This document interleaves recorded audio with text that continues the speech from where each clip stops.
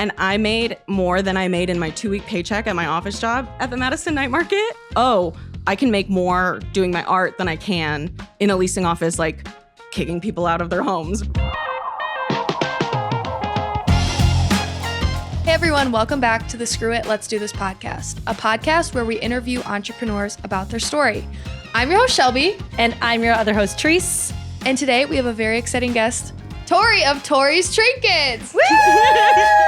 Hi. Tori, welcome. Thank you. I am so excited to be here today. I listened to the podcast, so I'm excited to be on the other side of it. We know. We love it. Well, it's funny because we're like, welcome to the podcast, but it's like, welcome to your space. Like, we're in your space right now. And if you guys aren't watching the YouTube video, you should just like pause and flip it on because this is by far the cutest. Thank you. I mean, like the little details in your space every time, like the last time I was here versus this time, it's like there's more paintings. Yes. And there's more trinkets. There are. It's never enough trinkets. Yeah. So, and you guys can't even see like everything we're seeing, I don't think. No. Like, there's a lot more on the walls all around. And it's like, when I walked in, I was like, I just want to touch everything. It's very easy to just get distracted looking at all your stuff, which is actually a really good segue into like, what is Tori's Trinkets? Sure. So Tori's Trinkets, I started in 2020, around the same time as you actually. And I really wanted to make jewelry and like fun accessories that kind of spoke to like the inner child part of people. So a lot of the stuff is very like whimsical, very kind of like nostalgic. A lot of like the design in my studio is very like what I would have painted my room as if I was 14 years old and could paint. So I really just like wanted to have like a business where people could get more in touch with like their more feminine side, their more childish side, like jewelry that speaks to that part of you, I guess was like my main goal in making Tori's Trinkets. I feel like you hit the nail on the head with all this stuff. Seriously, it's amazing. And like all the little SpongeBob references I feel like you have like speaks to personally to my inner child. Maybe that's why I'm so giggly today. I feel like I'm extra giggly. Where is a SpongeBob reference? Well, there's I have like the worm here on my necklace. Wait, did you have them up there? There's the worm. I have a worm mug that I got from That's what it is. Okay. Yeah, which is like another local business that I love, like seeing her stuff around town. So every time I see her tent, I'm like, I need that worm mug. And so I went to an event the other day and I saw one and I was like, it's mine. It's hard not to go to events and shop from every single vendor booth because I just like want all of everything that like the artist community here in Madison makes. Yeah, we need to talk about that throughout this podcast because like the whole art community, I mean, we know like the biz community, but the creators and the makers, that's like a whole different vibe. It's huge, but I don't know that much about it. Like I know a couple of you, but I don't know. I don't know that much. We'll have to definitely get into that later. But before we get too far into that part, can you tell us like about your entrepreneurial journey and kind of start there? Sure. So when I was growing up, my dad he still is a college professor, and he teaches marketing. He taught at NIU for like almost a decade, I think, maybe more than a decade. And then he now teaches at UW-Madison. I tell everyone that like I moved to Madison and then my whole family followed me here because my brother lives here and then my mom comes to help me with all of my events. So my dad is a professor. I would sit in on his classes in like high school and on like my spring break and stuff. And I don't know if I retained any of it. I just like liked being in like the college like seat as like a 14-year-old, like pretending like I'm a grown up. And then when I was in middle school, my mom opened a bead shop on the main street of our like hometown. I'm from Roscoe, Illinois, which is like a small town. And so we bought this like old Victorian house on the main street. And she completely renovated it into a bead store. Beads, like Michael's, like the little beads, but it wasn't finished products. It was like supplies. Like if you make your own and you're very crafty, like you would go there to buy craft supplies from her. So she had like all of the stuff that you would need to make earrings and jewelry and all of that stuff. And she would teach classes. And so that's how I learned how to make jewelry, was in the back room of her like bead shop. I would like keep myself busy by like making stuff. And she would say that I'd like make bracelets and necklaces and stuff and like give them to my teachers as gifts. And my mom would be like, where did they get that? I'm like, I gave it to them. And she's like, this is a business. Like, you can't just take all my stuff and give it away. But I didn't know that at the time. So, so I like to say that like I got my business savvy from my dad and my creative side from my mom, because he was the one who like knows like the buyer behavior and sales and like all of that stuff. Whereas my mom was always more of like the creative side of things. And I kind of got like 50-50 from them. That's a really cool mix. Yeah. So you said they bought a Victorian house. Mhm. Did you live there, or was it just for the shop? It was just for the shop. It was zoned as like a commercial space because it was on like the main strip. And so in like the upstairs, we had like family friends from the Philippines who lived upstairs, and they would like stay in the rooms up there, or like us as kids, it was like me, my brother, and my cousins would just like run around and like play games upstairs, or like be in the back mud room, or like hang around the shop a lot while my mom and grandma worked. So I grew up there. It was called Glad to Be Here. And I made up the name when I was in 5th grade. And then I like ended up in the newspaper. So there's just like a picture of like 5th grade me and like a big sign that's like, she's glad to be here. You need that on the wall. Yeah, is that somewhere? Is the clipping somewhere in here? It's in my mom's like bead shop in our basement right now. Okay, so the bead shop at the Victorian house, so it's no longer Yeah, there. so she sold it because she wanted to spend more time with us. It was like it was a lot to run. And so the bead shop closed, but then she just kept all of the inventory in her basement. And so when I actually first started my business, I just like went shopping downstairs. I would like go through, and all these beads hadn't been touched in years. So I'm like, you don't mind if this is missing, or like, so I got a lot of my supplies when I first started from like her storage in the basement from the old bead shop. Wow. Mm-hmm. So this is, first off, I had no idea that, I mean, that yeah, I didn't either. it almost feels like, so you saw what your mom did. And how long was she in business? I want to say like 2 or 3 years. Okay. But it was like middle school, like formative years for me. Got it. But then it's like now that you got, I guess when you were 23, 24, you decided like, man, I really loved my mom's bead shop. I want to do an artsy, but not the same. Like, so you kind of, it feels like you breathe new life into her business idea. Yeah. So I like loved it when I was young, and then I kind of forgot about it, or like didn't think much of it because, you know, anything your parents do isn't cool when you're a kid. When I went to college, I joined a sorority just because I heard that they did crafts all the time. And I was like, I want to craft stuff. And so I joined a sorority so that we could have like craft nights and like paint paddles and like do stuff like that. So I still had like a creative outlet through college. While I was going to school at first I went to school for marketing as my major, and then it was too much business stuff and I wanted more creative stuff. So I switched to public relations because it was more like the communicative side and like engaging with people and like the more creative side of business. So I switched like my sophomore year of college. Where did you go to school? Illinois State University. Okay. So since my dad was a college professor at NIU, I got half off in-state tuition. So my 3 options for college were NIU, SIU, or U of I. And I ended up at ISU. Wow. I didn't even apply to any other schools because it would have been stupid to not have the tuition like discount. It was really nice. So I loved ISU. It was like a complete college town where it wasn't like Madison where there's other things to do. It was like only the college. So like the minute that I graduated, I was ready to get out of there and like start fresh. And I still was in the mindset of like corporate job. Like I went to school, I got a college degree. I'm going to go work for an office job. So my first job out of college was at a marketing company.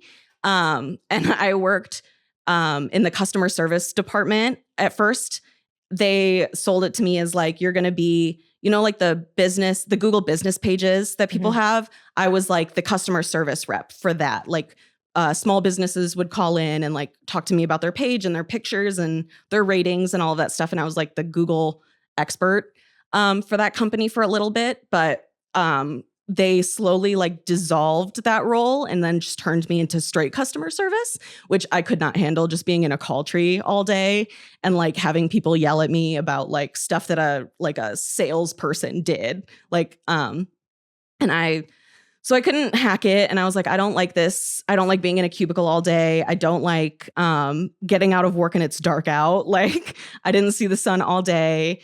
And so I left to I literally just worked at Starbucks because I was like, I would rather do this than be in an office where I was getting yelled at on the phone all day. And I actually made more at Starbucks because of the tips.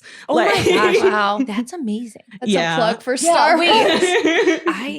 I mean, Starbucks is an incredible company. Don't they, for their full-time people, they offer college reimbursement benefits? Yeah. So I worked there through college as well. That's why I knew that I could go back to it after college. And a lot of my coworkers lived in the town, but didn't go to ISU. They went and got the full free tuition through Arizona State, which is the online college that Starbucks pays for. Oh, got it. So it was fully free for them to do college. They do a bunch of stuff with the Air Force or the military. They hire veterans and stuff like that. I got free Spotify, which was nice. Literally the day I quit, they cut me off. I'm like, man, at least on my way home, I wanted to listen to something. They were quick. They're quick with it. Yeah. That's crazy. It was crazy. Wait, so how long were you at Starbucks after you? So marketing job, how long were you at Starbucks? So marketing job, it was actually in DeKalb. So it was an hour commute to go to this marketing job every day, which was another reason that I hated it. And then I worked for Starbucks for about 2 months. And then I was like, I don't want to do this either. But I was still living with my parents and I was saving up money. And they're like, well, what are you going to do? And I was like, I'm just going to go to Madison. I want to live in Madison. I don't have everything I've applied to. They saw my Illinois address and just threw away my application. If I didn't have a Wisconsin or a Madison address, they just wouldn't bother. Wait, but why Madison? I just loved the vibes here. The vibes. That's so funny. Yeah. I grew up an hour away from here, on the other side of the Illinois border. And so every weekend we would come up and we'd go to the free zoo or we would walk up and down State Street. The farmer's market. The farmer's markets. Me and my friends would just on a random Saturday, just drive up and spend all day going all 7 blocks of State Street, just going into every shop and trying out all the restaurants. And I knew that I wasn't ready to be in Chicago yet. And I feel as a person from a small town in Illinois, your options are Madison or Chicago or I don't know. Yeah. I knew a few people who lived in Milwaukee and I'd visit a lot. And it was too industrial for me. It's a very blue collar industrial town. And Madison felt more, well, it's a college town. So it felt more youthful. It felt more vibrant. It was cheaper to move to than Chicago. Maybe not now, but at the time when I moved here 6 or 7 years ago. And people would always ask me why'd you move to Madison? I'm like, I don't know. I just like the vibes and I'm going to make it work here. I was funny. Literally working at Starbucks, living in my parents' house. And I think I lasted 8 months living with my parents after having a taste of freedom in college. And I was like, I can't do this again. Yeah. I just put all my savings. I had my dad co-sign for me since I didn't have income yet. And I figured out a way to pay for my studio apartment here. And I worked retail for a little bit at a store in Hilldale as it was opening up. What was it? It was LL Bean. Okay. I'm just curious. I pretended to be a lot more outdoorsy than I actually was. I literally, they would have me teach classes because they're like, you're so personable and bubbly, you should teach this class.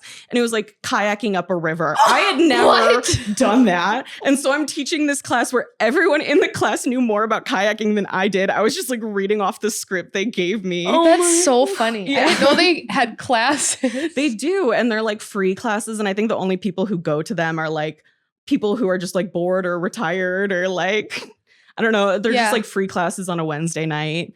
They're exposed now. Yeah. They know the instructors.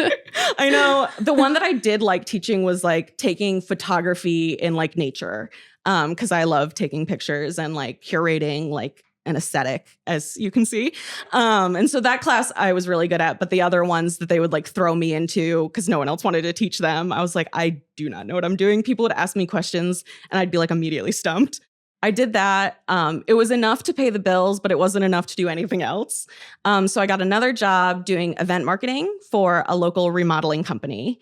So I would go to events and I would set up a booth and be like, hey, do you want to win free windows or whatever? What was the remodeling? Wanakee Remodeling. Okay, never heard of them.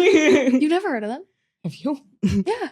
Yeah, so I worked for Wanakee Remodeling for a while as their event marketing person, and I like went to all of these events and I like sold leads. So I wouldn't like sell the windows, but I would sell an appointment slot for a sales rep to come in and sell the windows. And I still got like commission from it. And so that was really fun to do, like going to all of these different events. And it was fairly easy, just like sitting in a booth and being like, do you want to enter to win free windows or whatever? So January of 2020, I went to go pick up packages in like the leasing office where I lived. And the manager came up to me and she's like, hey, are you looking for a job? And I was like, not technically, but I always am looking for a job. Like, what's up? And so she was like, we need a new leasing agent. And you're like always so fun and bubbly when you come in. Do you want to do that? And like the way that they sold it to me was like, you'll get to help us like figure out how to remodel the apartments. You'll like give tours and like, rent apartments to people and you'll get commission for every apartment you rent. And so I was like, sign me up. Like, that sounds great. So it was another office job and it was January of 2020. So I had 2 months and then the pandemic hit and it was like full lockdown. There were only 3 of us working in the office. So it would be like 1 person in the office while 2 people worked from home. And it was just like so isolating. I had to do video tours of every apartment because people couldn't come in and tour the apartment. So it's just like, I got really good at voiceovers and taking videos and stuff because it would just be me being like, so here's an empty 2-bedroom, 1-bath apartment, like, and like listing off all the specs of the apartment to try and get people to rent it.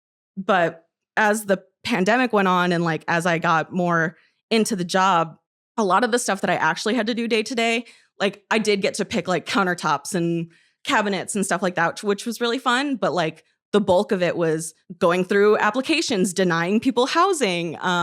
It was literally during a housing crisis, like during the pandemic.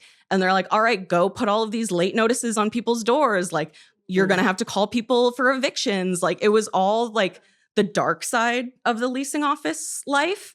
And I'm way too soft for that. Like, my boss literally told me, she's like, you're too nice for this job. I'm like, you are correct. Like, I can't do this. I don't want to like call people and tell them that like, hey, your application is denied because you don't make enough money. Or, hey, your application is denied because you have like medical debt or like something that's I know is out of the control of people. And it was just like really hard on me. And I know you've had a few guests talk about like, I knew it was time to leave when I would cry every morning on the way to work. It was a 2-minute drive because my apartment was here and they were across the street. And I could have walked, but I like drove my car every day just to like get a little, I would like play sad music and just like. Wait, what was your favorite cry song, JW? Anything Alanis Morissette. Okay. But I just like, it was like a 3-minute commute and I was like, I can't do this. Like, and I felt trapped because I literally lived there and worked there. And it was just like, so much people like who were other residents like knew that I lived there and I just like couldn't do it. August of 2020, I started doing resin, which is like the chemical pours on the side and like just at night because I needed a hobby to keep me sane during the pandemic. In 2020, I feel like resin was like all the rage to like make keychains and earrings and stuff. And I already had the jewelry making stuff down. Like I knew once I had the pieces, I knew how to assemble them and make them into jewelry. And so I did my first batch, I think of like 8 earrings from like a mold. And I posted them on my Instagram, just like being like, look at this like fun little hobby that I'm doing on the side. And people were like, oh, are those for sale? Like, how much are those? Those are so cute. And so I sold all 8 of them for like $8 each. I was just mostly doing it for fun, but I'm not going to wear all of these. I just made them. And so I sold them through Instagram. And then I was like, this is fun. Like, I wonder if I could do a side hustle of this while I work in the office. And maybe one day it'll get me out of this office, which spoiler alert, it did. Hey. And so at the time, my business name was Resonated Trinkets because it was all resin stuff. And so I thought that was like a fun little name. But then resin is such like a harsh chemical. And I lived in an apartment, so there was not enough ventilation for like the fumes and like everything else that's created. I felt like a mad scientist when I was like making them. I had like a full like ventilator on my face and I had like aprons on and like gloves and all this stuff. And I was like, maybe I shouldn't be doing this if it's this toxic. Like, And my cat actually started to get like a skin rash from Oh. it. And I was like, I'm not like, my child comes first. Like, and so I was like, okay, so I'm going to transition away from resin. And I like knew other makers in the area who were doing it too. And so I was like, hey, do you want all my molds? Like, I'm not going to do this anymore. And so I like gave them all away to like another maker because at least I like cleared it out of my space. And so I bought a bunch of like findings and like little earring parts from Etsy, and I would like assemble them into jewelry. But I would like do the farmer's market every week. And if you don't know, off of State Street, there's like a spoke. So it's like the full square is all produce. And then the one off street, State Street, is where all of the arts and crafts vendors are. And to get an arts and crafts vendor's license in Madison, everything needs to be fully handmade. Like we interview and we explain to them the process of how we make everything. So someone can't just come in with like a bunch of Badgers t-shirts and sell them at the farmer's market, like unless they screen printed them themselves. And so people who know that are going up and down State Street and they're like, oh, how did you make this? And I would say like, oh, I just like assembled all the parts together. And people would give me dirty looks. Like I didn't actually make it because like I found the parts and I was like, I still designed them into jewelry, but I felt myself like having to constantly come up with things like, no, but I really do like work hard. Like it was hard to like prove myself to people that like I wasn't just like fine. Like even like my mom was like, oh, she just like finds stuff and makes it like about other makers. And I'm like, well, that's what I do too. Like, and so I felt like there was like a little bit of like oh, so you don't make every single part of it. So it's not handmade, which is crazy to me. Yeah. That is but there crazy. was like that kind of like stigma around it for a while. And so as I was like building up my business, I knew that I wanted to get into like laser cutting because I'd seen a ton of earring makers in other like areas who had laser cutters, and I'd like watch all their videos of like how it was made. And I was like, well, I have a bunch of ideas of like what I want to make, but I can't find them anywhere. If I was like, oh, I want to make this kind of earring, I need these kinds of parts, and I just like couldn't find them anywhere. And so in October of 2022, I got my Glowforge, which was very expensive. I actually got a loan through like the Square app, which is like the credit card reader. Wow. And they gave me a loan, and then like 15% of all my credit card sales just like went to pay off the loan. Okay. So I didn't have to like think about it. It just like automatically just deducted 15% from every That's interesting. I didn't know how that would work. Yeah. I constantly get emails like, you're approved for Me a too. loan. I just got one yesterday. Yeah, constantly. But I've never thought to use it. Yeah. It was actually really helpful. It was like, yeah, I think it was like a $5,000 loan, which covered the cost of the Glowforge. And then I paid it off within a year of like the 15% of all my credit card sales, which is really nice. Yes. Now that I like, because I use and abuse that machine. Like it is constantly printing. So it's a Glowforge, which is a laser cutter. So it can cut through acrylic. It can engrave metals. It can engrave wood and cut through wood. Wow, wait, it can engrave wood? Mm-hmm. Like the honey dipper earrings that I have from you, those are made of wood. It smelled like a bonfire in here when I was making them.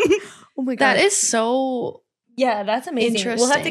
We'll have to get some It's like a content of you huge making cricket. that. Yeah. Yeah, it is. It looks like a It's like- ginormous cricket. It is. It's like when I first got it, because I think it's like 85 pounds or something like that. The FedEx guy could not bring it up to my apartment. Oh. He was like, I'm just going to leave it here. So me and my husband had to unbox it completely and like both of us carry it up to my apartment. When I got this laser cutter, I was like, I can't believe that they just let me have a laser in my home. Like, what do you mean that I can just have this big industrial machine that like literally I can just like cut anything I want in my house? Yeah. Wait, I have a question. So Yeah. now that you can cut your own pieces, Mhm. do you sell your individual pieces on Etsy like how you used to buy? So I've been thinking about doing that. Another thing that a lot of earring makers do that I've seen on Etsy is they sell the digital files. So like I drew like those cloud hearts and I have the file for it and I could sell it on Etsy for $4 and they can just download the file and print it off if they want. Wow, that's a cool what do they call the revenue you don't have to think about? What is it called? Passive income. Yeah.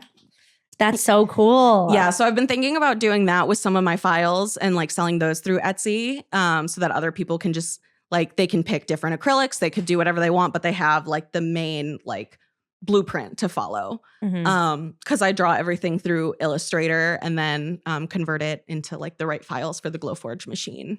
I feel like I sometimes am like an engineer and a mad scientist and a crafter, like all in one. Like I'm literally like working with this like technology that like is like a heavy laser. And like my friend's boyfriend, who is an engineer, he came to my open house. And he literally asked me like 1,000 questions about the machine. And I knew all of the answers. And she's like, I'm so sorry if it's annoying. I'm like, no one asks me these. Like, I'm so excited to talk about like SVGs and like prints and files and like how I like vectorize all of my designs and stuff like that. Like no one asks me about that day to day.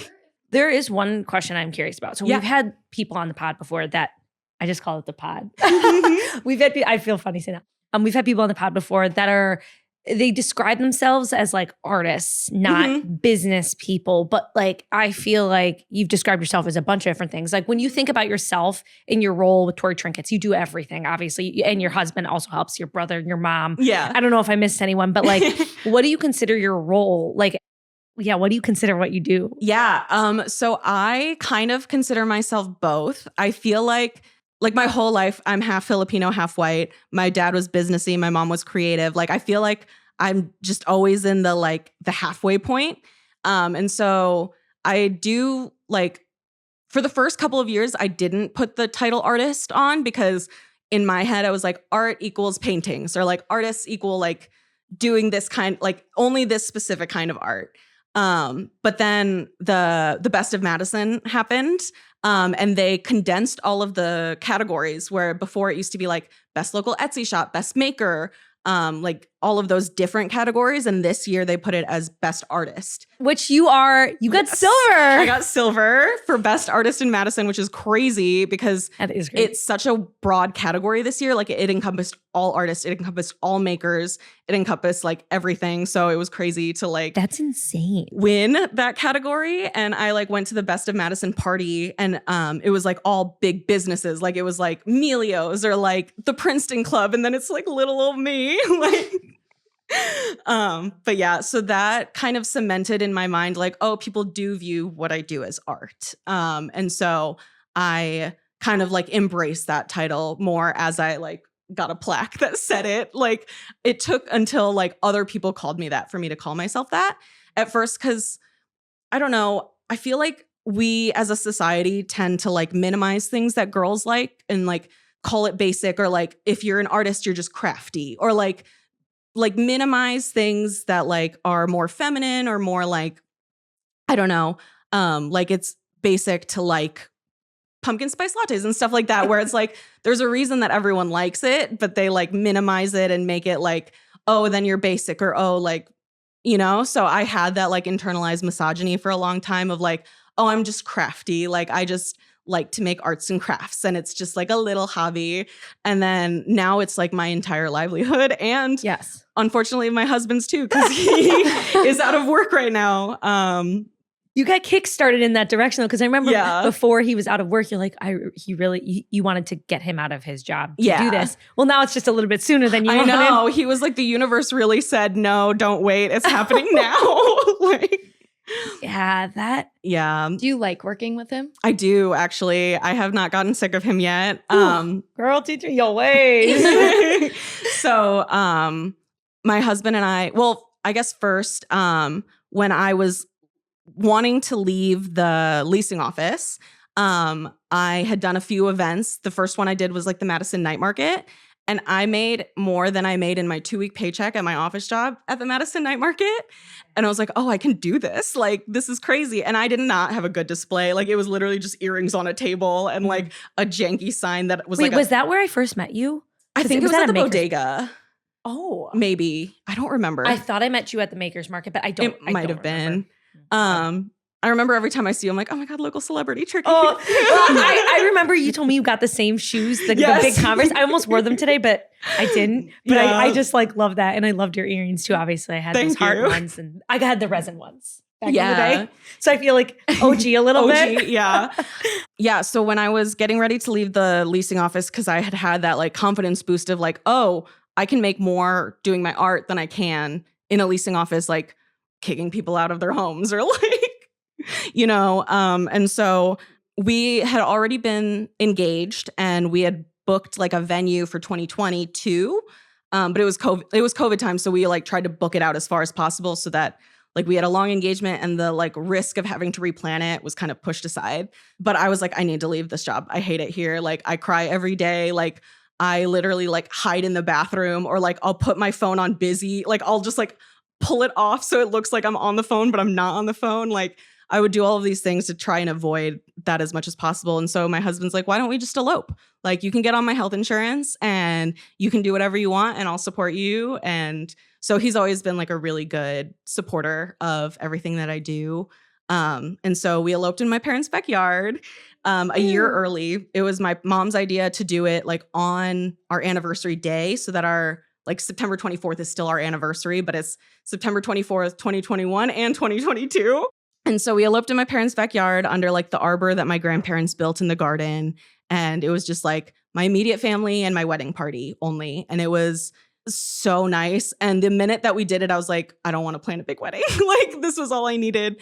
But we had already put down all the deposits and like did a big thing. But I enjoyed the big wedding too.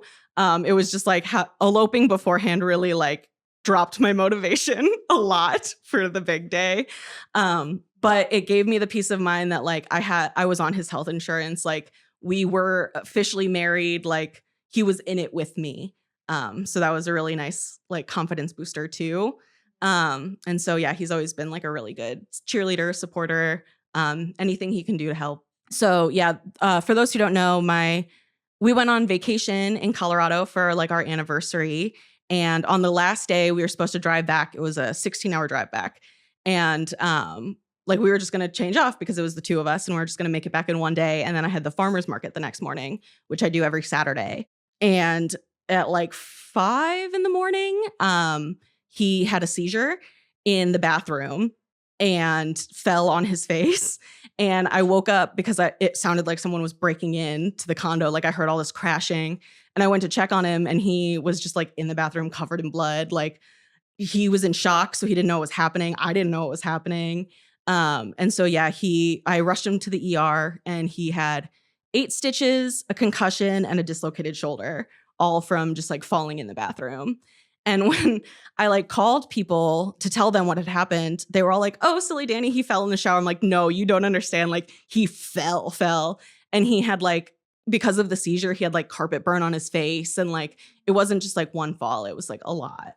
And so I was 16 hours away from everyone I knew, like in a random ER in Colorado with like a husband who was very concussed and like answering questions incorrectly. And like, it was so scary. But yeah, now he's back and he is my official Tori's Trinkets helper. He can't work because his job was very physical. And since he has a dislocated shoulder, he can't do that. So he now helps me with, he was like, oh, good, I'm off work. I'm like, not anymore, pal. And I like, make him do all my photography and like editing and stuff that he can do like without extending his arm. But yeah, it's been like a interesting season of our lives dealing with that because it happened like right as the big farmers market season is ending. Like most of my income is like bulk from like April till August. And then like now we're down to like my trinkets income, which is stressful, but also the pressure has caused me to like pivot a lot of stuff. And like I've been able to like really depend on the community here. Like everyone was so supportive when I posted like, hey, I missed the farmer's market that I depend on for income. Like this is what happened. I was like, here's my link, 20% off my website, like go nuts. And people like really showed up. It was really nice. Yeah. And like at events, people would come up to me and be like, hey, how's Danny? Like what's going on? And like a lot of people didn't really know Danny. They just like knew he was my husband. And like everyone was so supportive of like a person that they didn't really know. And so I'm just really thankful for this community. I was going to say, I noticed another time, I don't know when it was, maybe a year ago, where the farmer's market was rained out, maybe once or twice. And you posted, you're like, hey, it's rained out. Like I depend on this for income or whatever. And I thought you had posted like, oh my gosh, you guys like really showed up. And I was like so impressed. I feel like we talked a little bit at the beginning about the makers community and could we go more into that? Because I think that's really cool. Yeah. So when I first started, I didn't know anyone. And I like it's kind of isolating because you're in a booth alone. Like without having my mom to help me there, like I couldn't really leave. And so I would have her come and help me with events, and then I would like walk around and like look at other people's booths to get ideas of how I should display my stuff, and like got to talking with all of the local makers, and I realized pretty quickly that the overall vibe here is community over competition. Everyone is like super supportive of each other, and everyone is just very like accommodating. Like if I met another earring maker, like at my open house, this girl came up to me. She's like, "Hey, I'm still in high school and like I really want to get into jewelry making. What should I do?" And I was like I told her everything. I was like, "There's no gatekeeping here. Like here's everything I do. Here's like what you should do to get started." And like that's just kind of the whole like vibes that people have passed on to me. And so I'm like, I'm just going to pay that forward to everyone that I can. We started a little group chat on Discord that has grown. It like there's like 500 makers in it now. It's crazy.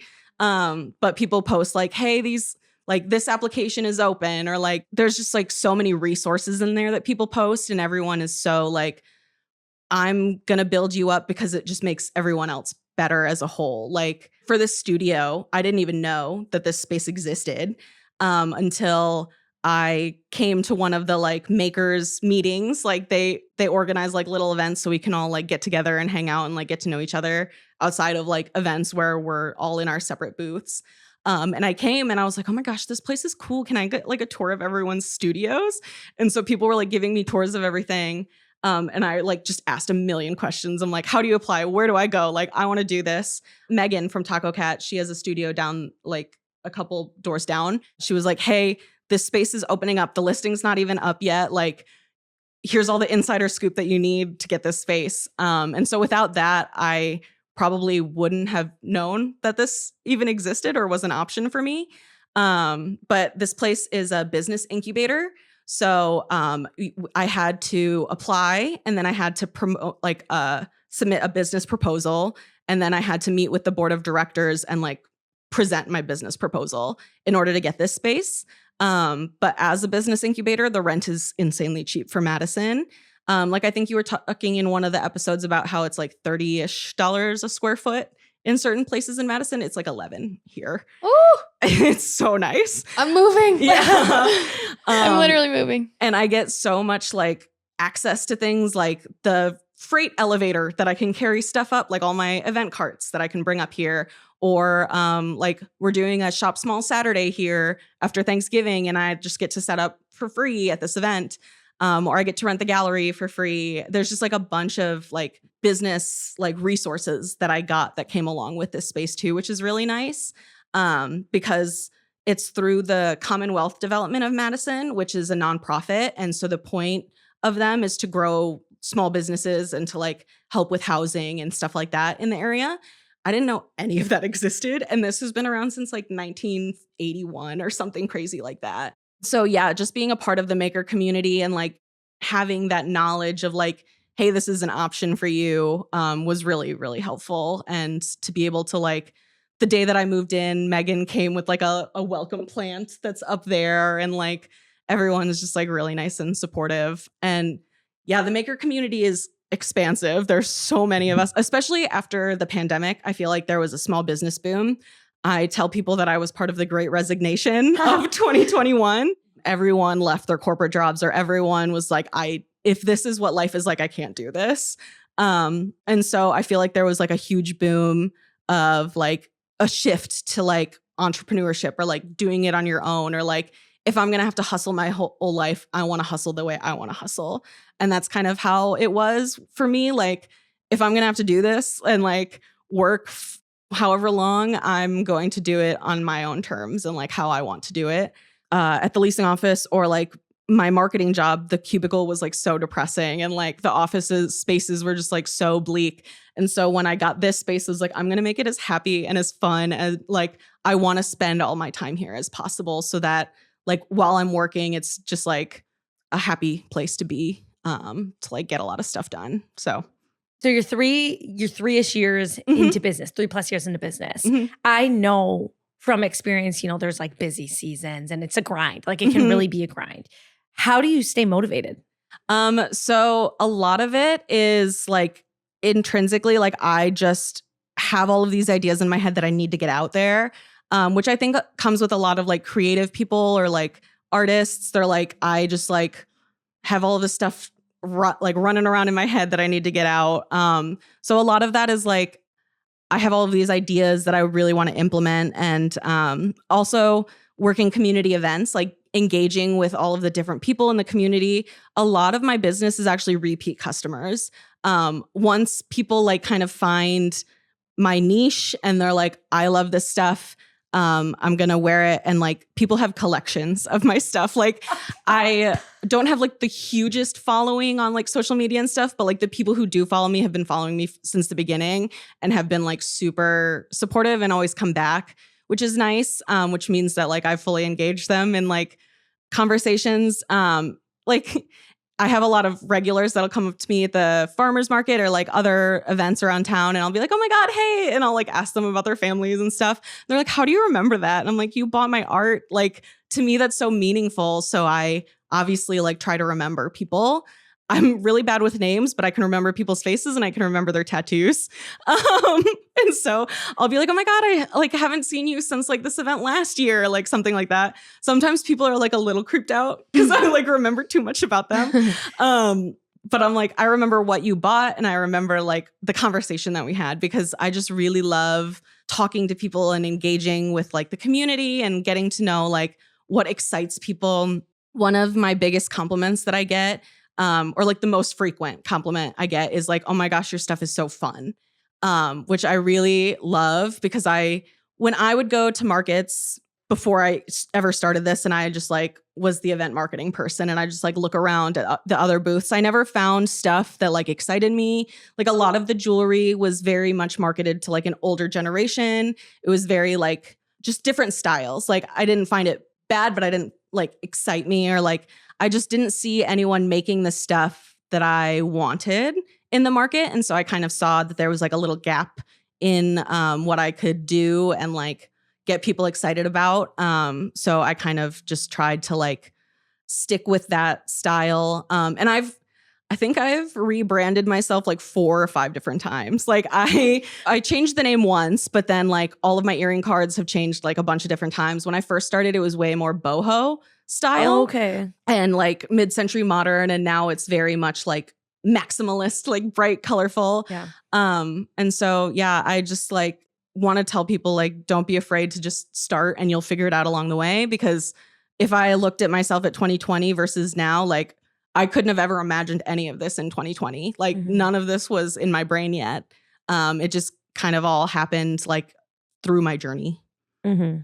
I love, like when you see your stuff, you know it's yours. Yeah. Like when I see someone wearing your stuff, I'm like, oh, I know who made that, you know? So that's really cool that you can do that. Yeah, you know? it is. And it's the most exciting to see my stuff out in the wild. Like Yeah. I was at a bar the other day and I saw someone wearing my earrings, and I was like talking to my husband. I'm like, do I go up and talk to her? He's like, no, don't be weird. I'm like, but I want, like, I she's would wearing have. my You know I would earrings. have. Yeah. That's so fun. And yeah, that's another good thing about my business, is that like people buy my stuff, but then they wear it, and it's like free advertising around town all the time.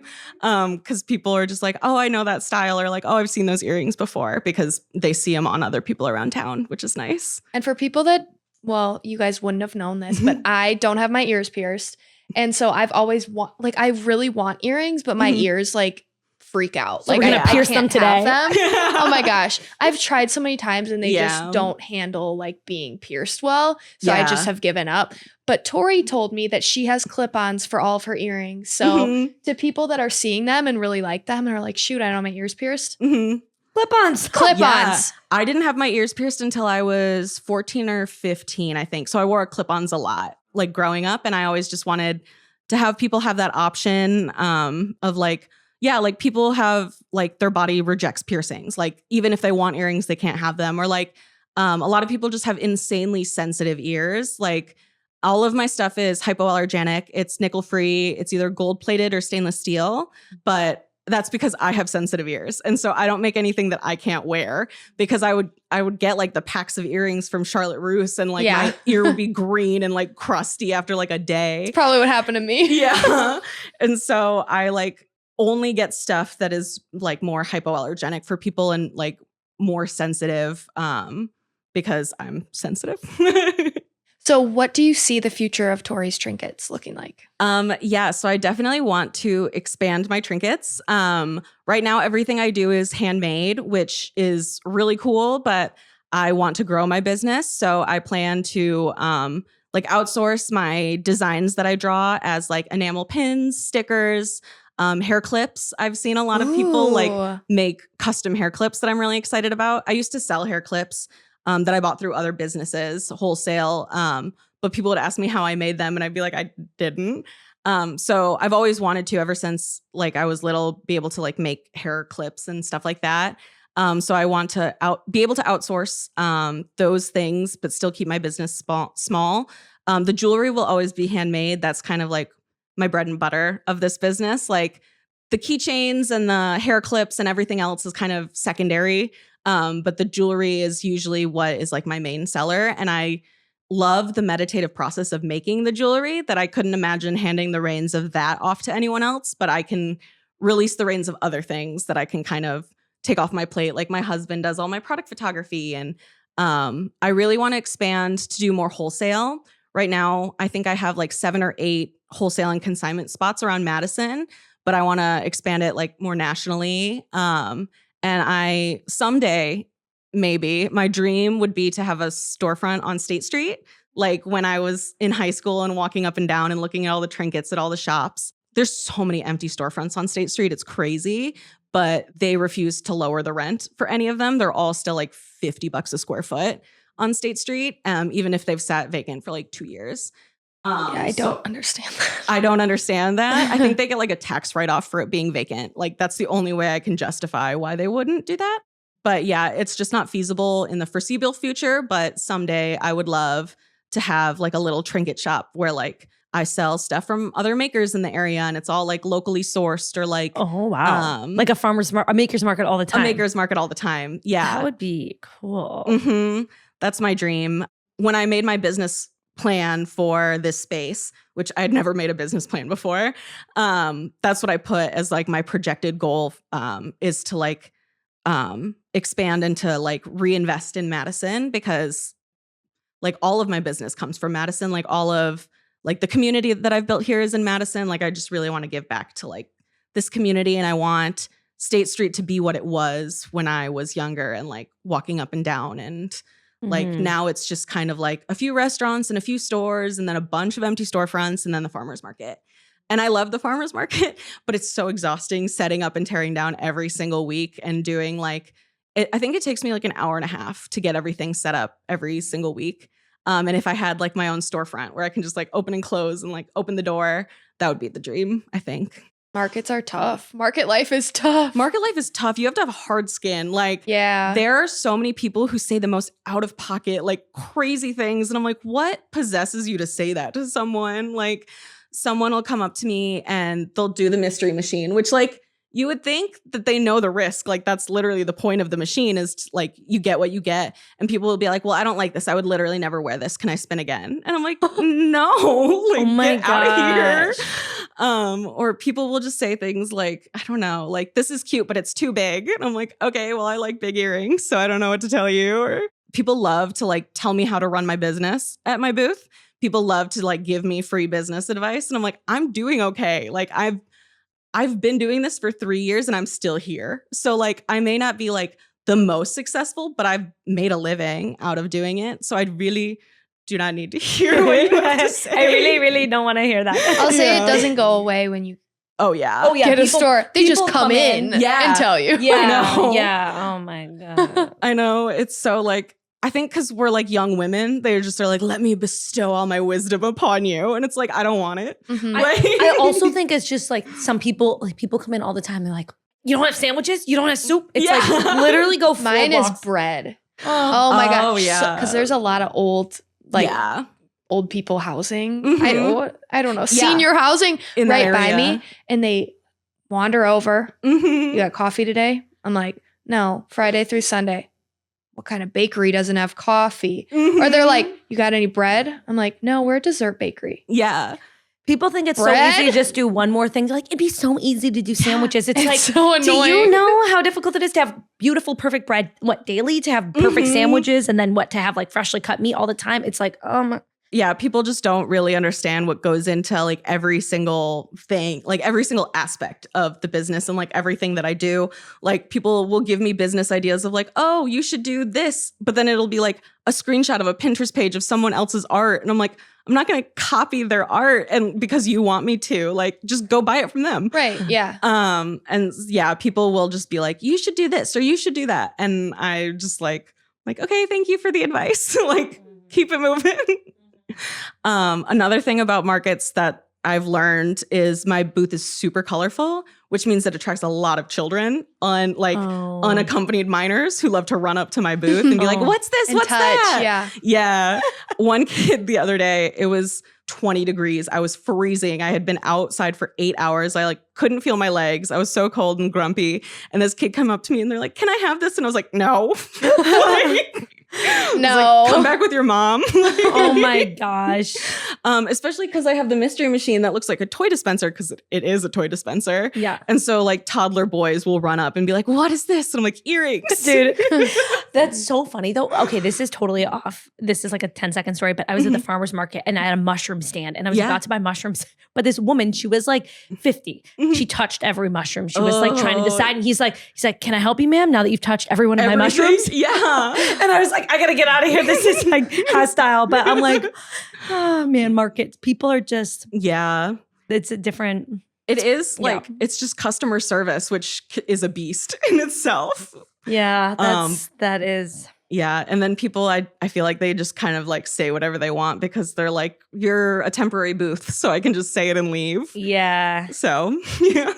Well, and so that kind of brings me to our last question. So with everything that you've learned throughout these past few years, if you could go back to your younger self, I when we say younger self, it could be like middle school or like just you at the beginning of your business. What would you tell me? Maybe both of those people something different. Yeah. So like growing up, I loved all of this stuff. And then I felt like there was a shift in like middle school, high school where I like really got on board with the like internalized misogyny of like, I can't like boy bands or I can't like this because it's girly or basic or like anything like that. And so my advice would be like, don't kill the part of you that you feel is cringe. Kill the part of you that cringes.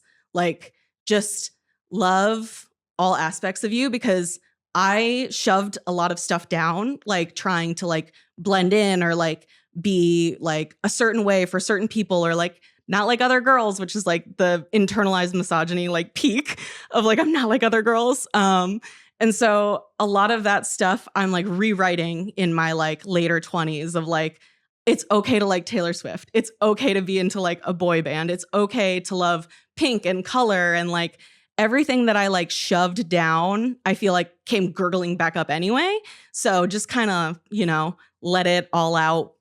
Yeah. Well, I look at I read this before on your business card. It says healing your inner child one silly pair of earrings at a time. And I was wondering, and that makes sense. It's a lot of like the stuff that we as young women like internalize without realizing it. I'm trying to like rewrite that and trying to be like, it's okay to like things that are childish. It's okay to like things that are colorful and girly. And it's okay to like not be embarrassed by it. Like even when the world tells you should be. I feel like is that your business why? Mm-hmm. Wow. That I feel like this whole time we're talking about earrings, but it's like your business why is so much bigger than that. Like it's. Yeah. Wow. Yeah. Cause I like, dang. I don't know. I feel like I can change the world one little silly pair of earrings at a time. Like one little worm earring at a time. One worm earring at a time. Or like one little goldfish charm at a time. I don't know. I just like, I love at events, people come up to my booth expecting like one thing or like thinking about all the other jewelry that's out there and then seeing my stuff and being like, oh my God, this is so fun. Like I love this stuff. And like I can see like that inner part of them like sparking up again. And that's what keeps me motivated. So Tori, where can people find you? I am on Instagram and TikTok as Tori's Trinkets. I have a website called toristrinketshop.com. And I have free local pickup here in Madison. And I'm at pretty much any event they let me set up at. Yeah, you have Perfect. a bazillion events before the end of the year. So everyone go on her website and see the events you have listed. Yeah. And it's holiday time. So it is. these are a holiday perfect time. gift Yeah. for truly. anyone listening. Yeah, there's a holiday setup behind us. So it's that time. Yes. Holiday cookie earrings coming soon. Oh my gosh. Ooh! Yeah, that is amazing. And Shelby, where can they find you? You can find me at Mickey's Bakes. And you can find me at Tricky Foods. And you can find us, the pod, at Screw it. Let's do this. That's it. That's it. That's the name. And you guys can listen in every other Wednesday. Every other Wednesday you can listen in. We've got a new episode dropping. But follow us on all those platforms and watch the YouTube, especially for this one, so you can see Tori's awesome space. But thanks, everyone. We'll see you next time. Bye. Bye.